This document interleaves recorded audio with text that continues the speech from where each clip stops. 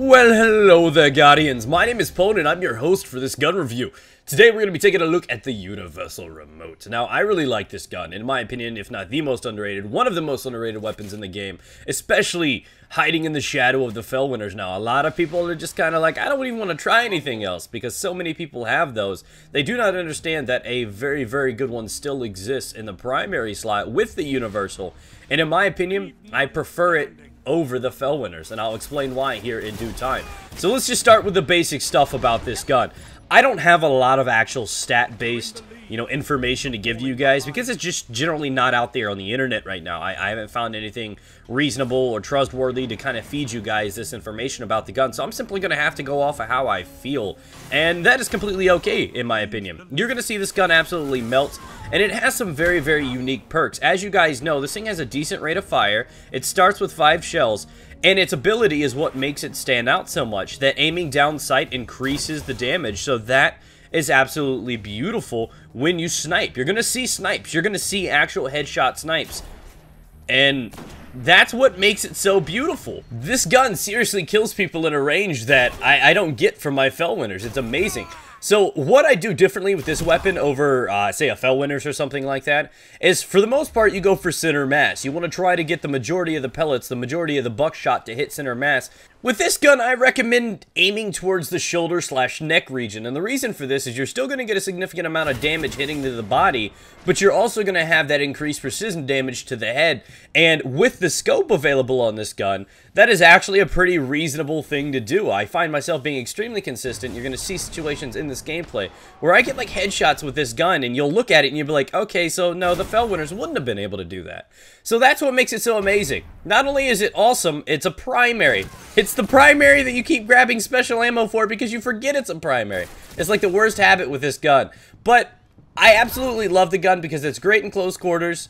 It allows you to have a sniper rifle if you want, so you have the strongest of everything. You remember Halo back in the days. The on-map pickups were sniper rifles, shotguns, and rocket launchers. You have the trifecta with this. And of course you can know Land Beyond and Fellwinners, but who's gonna know Land Beyond and Fellwinners? This is a better alternative. So you could still have the sniper rifle of choice if you want. You could double shotgun if you want. You still have your rockets if you want. And also the Universal in the primary slot. So it's absolutely beautiful. I'd say the biggest cause for why this gun is just not a mainstream weapon that people use is because it's so bad until you get this thing leveled up.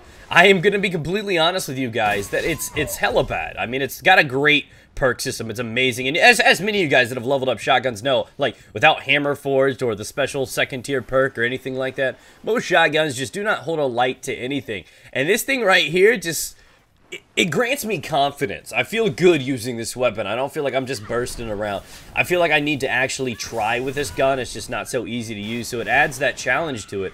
But if you get good with it, you can outperform things like Fellwinners with this weapon. And that's what makes it so solid of a weapon, so solid of a choice. You just get this added confidence using this weapon. That's simply put. I know it's a weird thing to factor into whether or not, hey, should I use this weapon or not?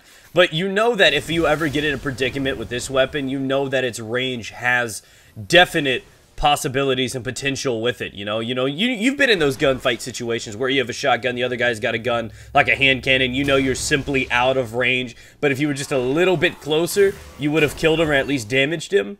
You have a little bit more leeway with this gun, and that's why I think it's definitely worth, pulling out of your vault, leveling up, and using, because it is, in my opinion, much better than the Fellwinners. But again, it's personal preference. Once you start using it, you may find the same exact situation, and it's amazing. So I just wanted to throw that out there, guys. Universal Remote is no joke. It's incredible. I know it's been made fun of in the past. People have definitely undervalued this weapon. But I truly believe that you should step out of your comfort zone, and if you want to honestly trust me and be like, hey, wow, he says this can actually defeat a Fellwinners, anything that somebody says can probably defeat what is considered the best in the game, you should probably give a go just in case it may be true.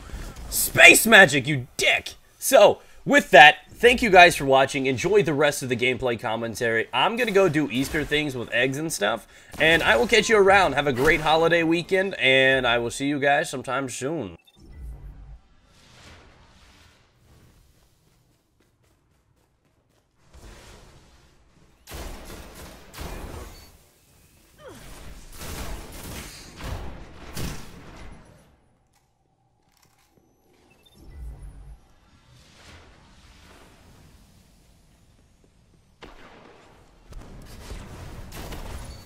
Show them the true meaning of war.